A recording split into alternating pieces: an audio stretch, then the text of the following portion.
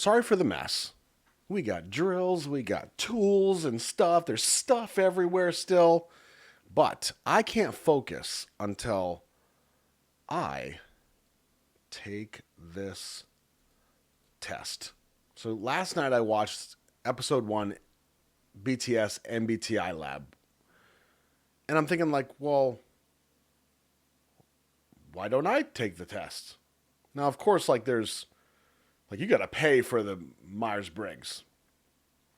And I'm like, I mean, I just find something free online. So I did a little research. This seems to be the most similar one that's free. A lot of people go through this instead of paying the actual, like, whatever. So I thought this would be kind of fun because I kind of want to know, like, where I'm at. You know what I mean? Like, what are my 4 letters? Is it Pizza, like we thought? And I really should have done this before I watched the show because I'm thinking, maybe I'm like Judy. Maybe I'm more like Jin. Maybe it'll help me crack the code between the two of them. Ooh. So, let's get into this, shall we? I gotta know now. And then I'll probably on my own have to go back and check it out and then see who Roscoe lines up with. But then the question is, do opposites attract? Let's get it. So, you regularly make new friends. Now, YouTube, for me, with this and you and me, totally different. I don't regularly make new friends. I don't. So I'm going to say, like, yeah, that's pretty good. And this is always weird to me. Like, how far do you go? I guess that's part of the point. You spend a lot of your free time exploring various random topics that pique your interest. So true. Fluttering. I'm like a bird from topic to topic to topic. Seeing other people cry can easily make you feel like you want to cry too. Yeah, there's no discussion needed on that one. You often make a backup plan for a backup plan. I give that one, yeah, like mostly agree. I'm pretty organized. I mean, it doesn't look like that in here, but generally speaking, yeah. Usually stay calm even under a lot of pressure. Yeah, I think that's pretty solid. At social events, you rarely try to introduce yourself to new people and mostly talk to the ones you already know. 100% if I don't know you, I'll be on the other side of the room. Isn't that strange? I wasn't always that way. You prefer to completely finish one project before starting another. Absolutely disagree. Nope, not even close. You are very sentimental. 100%. Most of what I do and own is like sentimental nostalgia. This means something. Yeah, totally. You like to use organizing tools like schedules and lists. 100%. Even a small mistake can cause you to doubt your overall abilities and knowledge. Yeah, I wouldn't say like 100%, but yeah, that's pretty solid. You feel comfortable just walking up to someone you find interest in and striking up a conversation.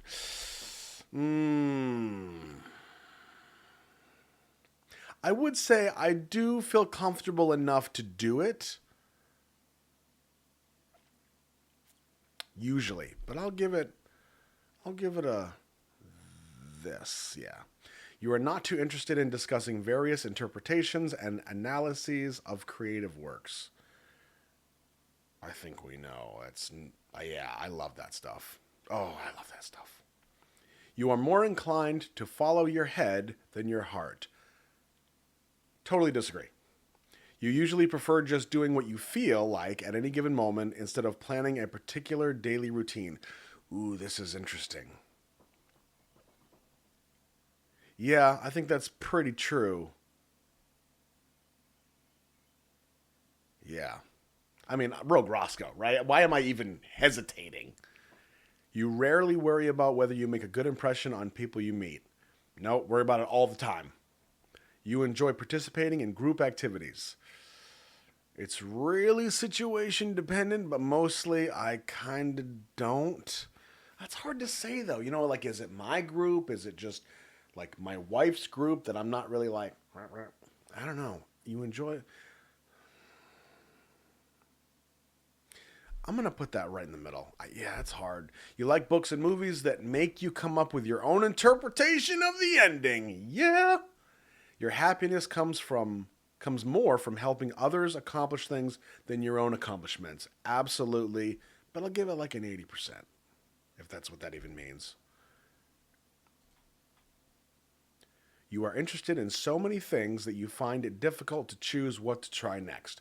Agree. You're prone to worrying that things will take a turn for the worst. Oh, yeah, all the time. You avoid leadership roles in group settings. Totally disagree. I'm really good about that.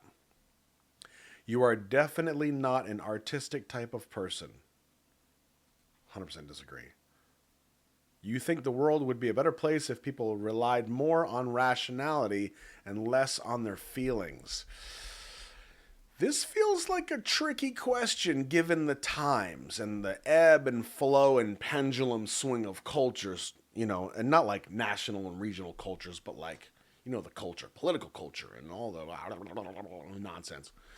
You think the world would be a better place if people relied more on rationality and less on their feelings. I'm going to say I do agree, although I think feelings have their place. A lot of times I think that it would be more necessary to go, not all the time, but from like a statistical standpoint for the greater good. Is that right? I don't know. That's tricky. Okay, I'm going to leave it pretty simple. I'll say for the most part I believe in this. Yes. You prefer to do your chores before allowing yourself to relax 100%. Although, well, this is kind of... I'm stalling. I totally agree.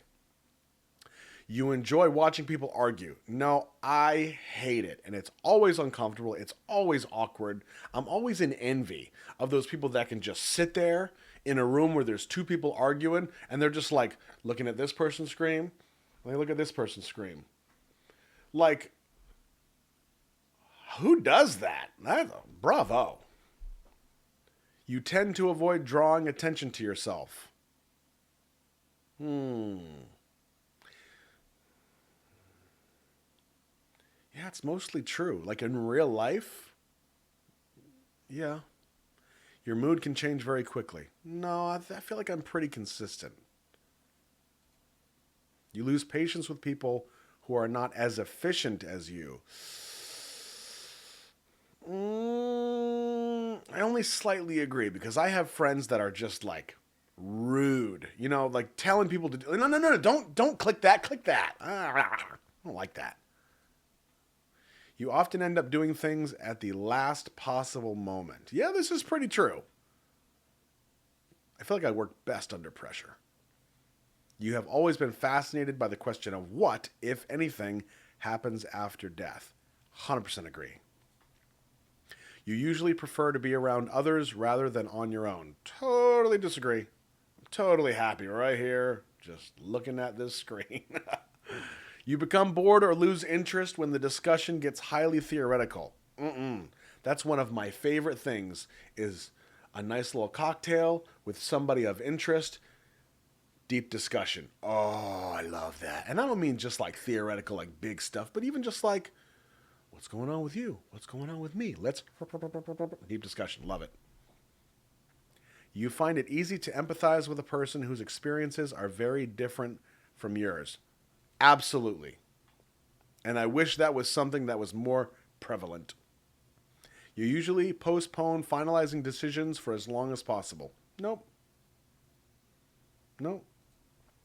You rarely second guess the choices that you have made. I think that's pretty true. Not exclusive, though. After a long and exhausting week, a lively social event is just what you need. Absolutely not. Put me home on the couch with my peeps. Let's B to the T to the sizzle. You enjoy going to art museums. You often have a hard time understanding other people's feelings. Nope. You like to have a to-do list for each day. No, I wouldn't say each day. But a to-do list you have to have. How we got by without these phones and lists and calendars and reminders and stuff, I don't understand. How I have survived this long as an adult, looking like an adult in my meat suit. No, not for each day.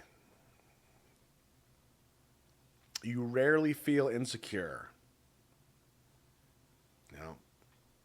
You avoid making phone calls. Oh, yeah. If you call me on the phone, you better text me first and tell me what's going on. Because you notice nowadays, this is just me, that phone rings, somebody needs something. And I don't mean like, hey bro, my car's broken down, can you come pick me up? Oh, absolutely, I don't mind. But it's like, hey, can you spend your week off making me a video for free? Come on, dude, really? It's that kind of stuff. It's like everybody needs something and the call's coming through. Man, I sound like a real butthole, don't I? You often spend a lot of time trying to understand views that are very different from your own. Absolutely. I wouldn't say I spend a lot of time, but I'm fully on board for it, totally get it, and I want to understand the other side of the coin because you don't know what you don't know. Think about that. In your social circle, you are often the one who contacts your friends and initiates activities. No, I'm really not, and I'm really bad about that. If your plans are interrupted, your top priority is to get back on track as soon as possible. No, I'm kind of fly by the seat of my pants, no surprise there. You are still bothered by mistakes that you made a long time ago. Some, yeah, but I mean, who isn't, right? I mean, I don't know, maybe that's incorrect. You rarely contemplate the reasons for human existence or the meaning of life. Rarely. It's going to be here somewhere. I don't think I... Yeah, that's fine. Yeah. Your emotions control you more than you control them. No, I think I'm pretty good. Wait. Yeah, there we go. You take great care not to make people look bad, even when it is completely their fault. Absolutely. Yeah. Like, I feel like there's a reason. You know what I mean? Unless someone's just being a total D bag. I still don't try to make them look bad. I try to, like, sweep it under the rug, help them out if I can, because I'm empathic, but some people just deserve to be. Waka. Your personal work style is closer to spontaneous bursts of energy than organized and consistent efforts. No. When someone thinks highly of you, you wonder how long it will take them to feel disappointed in you. I don't really feel that way. You would love a job that requires you to work alone most of the time. I like that my job, I like that, but I don't feel like I would strive for that, You believe that pondering abstract philosophical questions is a waste of time. Completely disagree. You feel more drawn to places with busy, bustling atmospheres than quiet, intimate places. No. I'm not a city guy.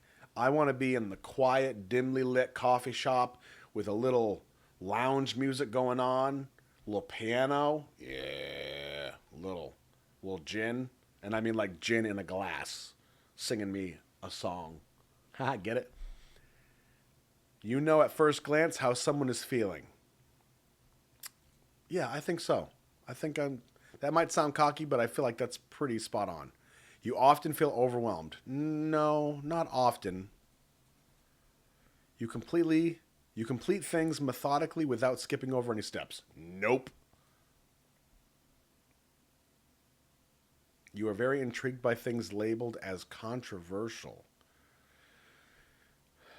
Yes, but this is not like I'm a conspiracy theorist. I don't know if that's even what they're going for. I'm intrigued by it because when things are controversial, there's usually this like fringe on the outer ends that are just like smashing faces together. And I'm like, well, wait a second. If you guys are saying this and you guys are saying this and you're both so passionate, I want to do the research from an unbiased viewpoint as best I can and see like, there's three sides to every story. You've all heard this, I'm sure. There's your side, their side, and then there's the truth. I'm intrigued by that stuff because I want to know, like, what's the actual story? They're saying this, they're saying this. What's actually going on in here? You don't know what you don't know. So I'm going to say yes.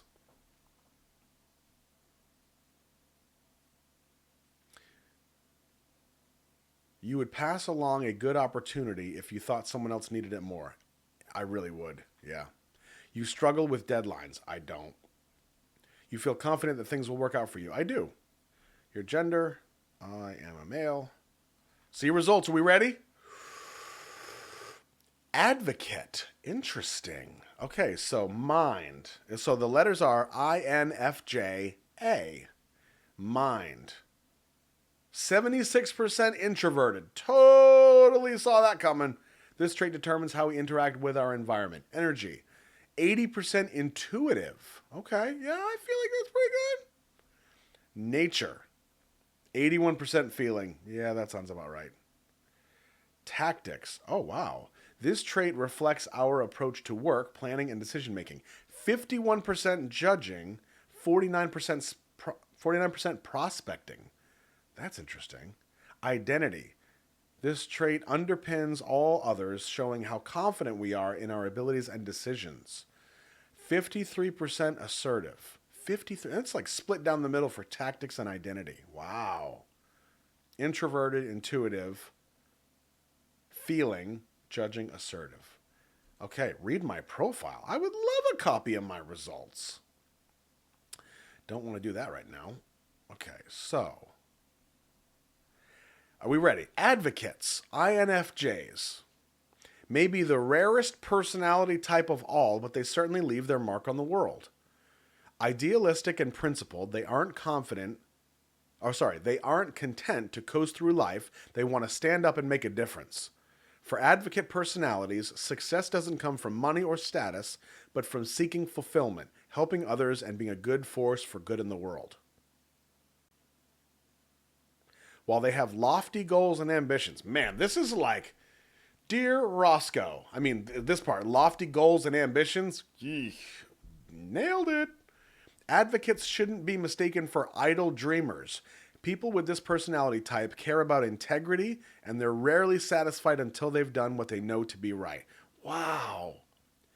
Conscientious to the core, they move through life with a clear sense of their values, and they aim never to lose sight of what truly matters. Not according to other people or society at large, but according to their own wisdom and intuition. Man, this is bananas. Bananas. Thanks, Gwen Stefani. Seeking purpose. Perhaps because their personality type is so uncommon, advocates tend to carry around a sense, whether conscious or not, of being different from most people. With their rich inner lives and their deep, abiding desire to find their life purpose, they don't always fit in with those around them. This isn't to say that advocates can't enjoy social acceptance or close relationships, only that they sometimes feel misunderstood or at odds with the world. Fortunately, this sense of being out of step doesn't diminish advocates' commitment to making the world a better place. Advocates are troubled by injustice, and they typically care more about altruism than personal gain. They often feel called to use their strengths, including creativity, imagination, and sensitivity, to uplift others and spread compassion. Man, look at this little blurb right here. Nothing lights up advocates like changing someone else's life for the better. That should be a tattoo right here for me, backwards so I can read it in the mirror. Many advocates see helping others as their mission in life, and they're always looking for ways to step in and speak up for what is right. People with this personality type also aspire to fix society's deeper problems in the hope that unfairness and hardship can become things of the past. At times, however, advocates may focus so intently on their ideals that they don't take adequate care of themselves, a pattern that can lead to stress and burnout. Can we just take a moment? I feel like this video right now should go back to like episode 10 when I was a mess. I was an absolute mess, and I was so bent on getting Discord set up and getting more videos because I realized people were lonely and they were looking for friends and help and this connection. Oh, this is nuts. Wow. Like I'm up at 4 a.m. making videos, trying to connect with people. That's crazy.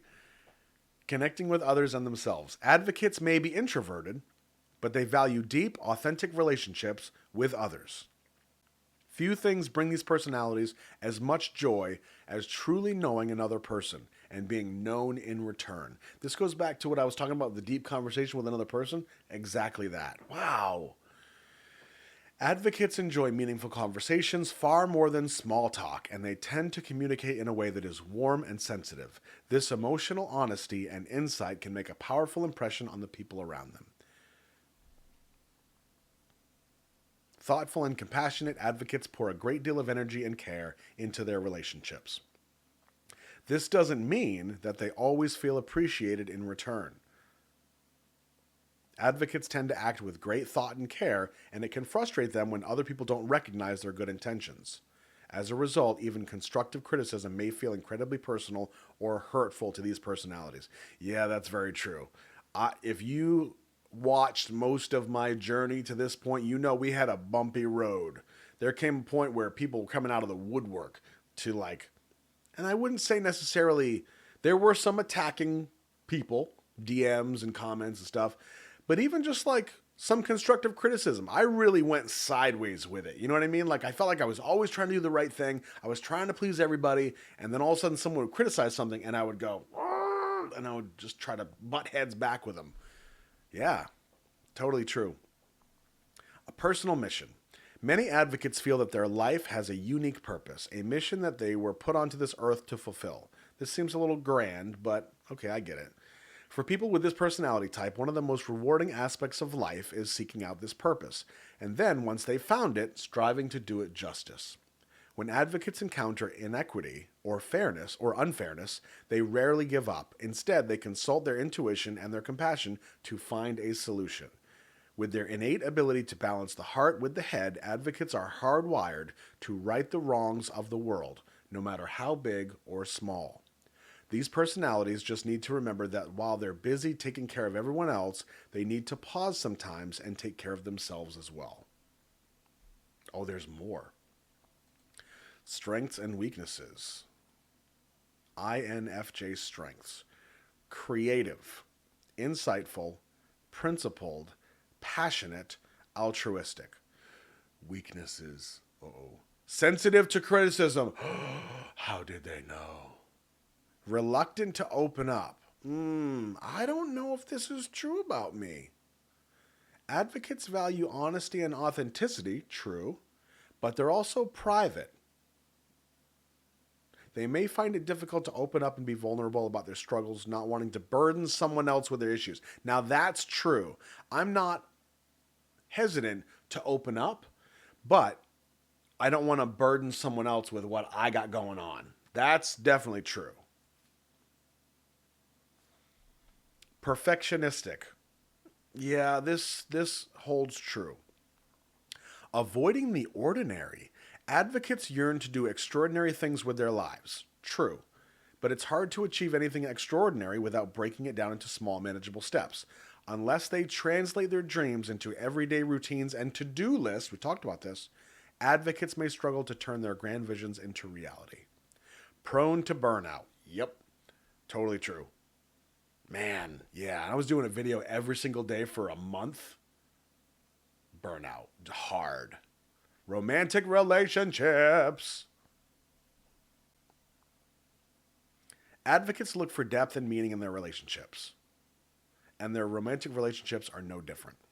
This is a personality type known for having a vibrant, vivid imagination, but few advocates can imagine themselves settling for a match found on anything less than true love. It can take time for advocates to find a compatible partner. Some people might think that advocates are too choosy, and it's true that these personalities can be prone to unrealistic expectations. With their perfectionistic, idealistic nature, advocates might be tempted to hold out for a perfect partner or relationship that ultimately doesn't exist. The good news? Advocates' idealism, if balanced with just enough realism, can actually enhance their love life. Friendships.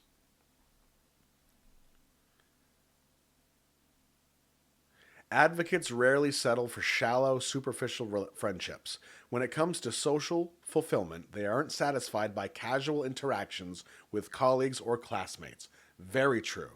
Advocate personalities crave authentic, meaningful friendships. Friendships that allow them to share their dreams, bare their souls, and feel understood and accepted for who they are. And if that means having just one or two confidants rather than a wide circle of acquaintances, so be it. Love this. This is a lot of fun.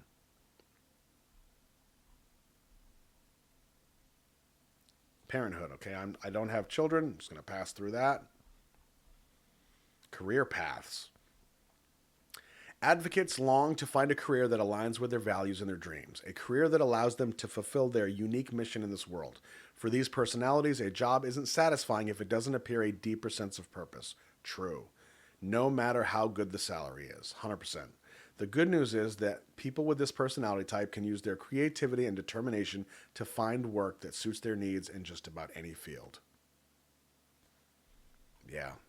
Search for purpose, a sense of mission, workplace habits.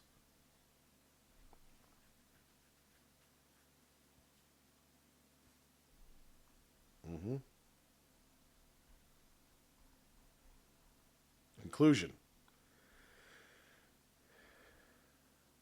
What you have read so far is just an introduction into the complexities of the kind-hearted, creative, and incredibly rare advocate personality type. Along the way, you have muttered to yourself, wow, this is so accurate, it's a little creepy. No, I didn't. Or, finally, someone understands me. You may have even asked, how do they know more about me than the people I'm closest to? If you feel understood right now, it's because you are. Years of research have given us deep insights into the unique strengths and challenges of advocates like you. We understand your creativity and your passion and your commitment to doing the right thing, but we also understand the dark side of your personality type, the nagging fear that you might not reach your full potential and make the most of your one wild and precious life.